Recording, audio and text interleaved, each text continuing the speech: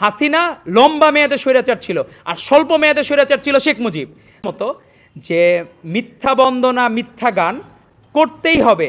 শেখ মুজিব শেখ হাসিনাকে ভগবান, তো মানুষজন যে তাদেরকে ভগবান লেভেলে নিয়ে যাওয়ার যে চেষ্টা আমরা দেখলাম যে এসবি যেটি স্পেশাল ব্রাঞ্চ মানুষকে নিরাপত্তা দিবে, তারা যে কাজটি করেছে জাবেদ পাটোয়ারির মতো লোকজন যে বিসিএসে ফার্স্ট হয়েছিল, তো আমাদের এখন বাংলাদেশের মানুষ এরকম বিসিএস ক্যাডারদেরকেও ঘৃণা করা শুরু করবে জাবেদ পাটোয়ারির মতো লোকের জন্য, যারা এসবিকে বানিয়েছিল শেখদের বন্দনার জন্য একটি ব্রাঞ্চ, যে সেখানে শুধু শেখদের বন্দনা করা হবে আর শেখ মুজিবকে মহামানব আর শেখ হাসিনাকে ভগবান বানাইতে হবে, এই চেষ্টায় তারা লিপ্ত ছিল। এসবি যেখানে 123 জন অফিসারকে জাবেদ পাটোয়ারির নেতৃত্বের মূল কারিগর ছিলেন সালমান এফ রহমান, এই দরবেশ বাবারা তারা আসলে বাংলাদেশের মানুষকে গুম করত, তাকে শারীরিকভাবে আর মানসিকভাবে একটা দেশকে কিভাবে গুম করা যায় তার নিদর্শন রেখেছে এই এসবির যারা দায়িত্বে ছিল এবং পুলিশের যারা দায়িত্বে ছিল, তাকে পুরস্কার স্বরূপ আইজিপি করা হয়েছে। আপনি দেখেন যে অসমাপ্ত আত্মজীবনী না পড়ে কেউ বিসিএসের কেন্দ্রে যেতে পারতো না, পরীক্ষায় যেতে পারতো না, ছোট ছোট বাচ্চাদের সাধারণ জ্ঞানেও মুখস্থ করানো হইতো, পাঠচক্র করানো হইতো একটি বানোয়াট গল্প, রূপকথার গল্প, গাঁজাখুরে গল্প। তো সেই জায়গায় এই রূপকথার গল্প, বানোয়াট গল্প জেনে মানুষের লাভটা কি?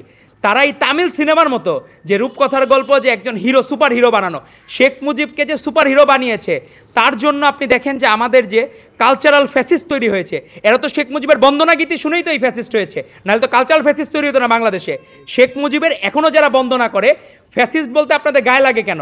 হাসিনা লম্বা মেয়াদে স্বৈরাচার ছিল আর স্বল্প মেয়াদে স্বৈরাচার ছিল শেখ মুজিব, দুজনই তো স্বৈরাচার। আপনি এক স্বৈরাচারকে আপনি মহামানব বানাচ্ছেন, আপনি ভবিষ্যতে হাসিনাকে মহামানব তার একটু সময় পাইলে। হাসিনার আর ডটার্স টেল পুরাটাই বানোয়াট গল্প, এজন্য গাঁজাখুরে গল্প, অসমাপ্ত আত্মজীবনী, কারাগারে রোজ নামচা, যেগুলো পাঠ্য বইয়ের মতো করে পড়ানো হইতো সেগুলো টোটালটা বানোয়াট গল্প। এই ছোট ছোট বাচ্চারা যাদের বয়স আপনি ধরেন, আমাদের এখনই এই সরোয়ার্দী মেডিকেল একজন টিচার বললেন উনি ওনার মেয়ের জন্য অসমাপ্ত আত্মজীবনী উনি 20 বার পড়ছেন ওনার মেয়েকে পড়ানোর জন্য।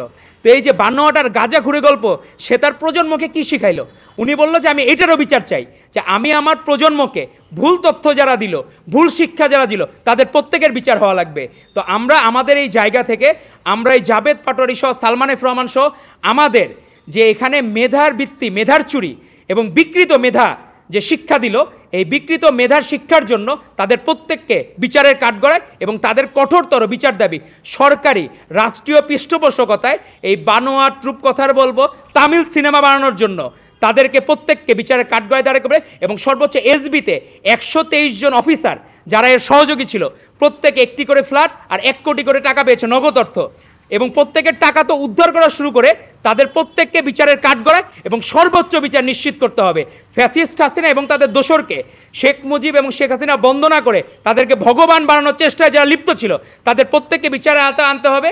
এবং আমরা অনুরোধ করব যারা উপদেষ্টা, শিশু উপদেষ্টা, বিভিন্ন লেভেলে যারা উপদেষ্টা আছে, তারা হাঁসের মাংস খাওয়ার বদলে কক্সবাজার ঘোরার বদলে বাকিদেরকে অনুরোধ করব তারা যাতে এই বিষয়গুলা সরকারের দৃষ্টিগোচর করে। আমরা আমাদের জায়গা থেকে অন্যায়ের প্রতিবাদ করব, তারাও যাতে তাদের জায়গা থেকে অন্যায়ের প্রতিবাদ করে। এরকম ভণ্ড কাহিনী, বানোয়াট কাহিনী বাংলাদেশের মানুষ দেখতে চায় না। ধন্যবাদ।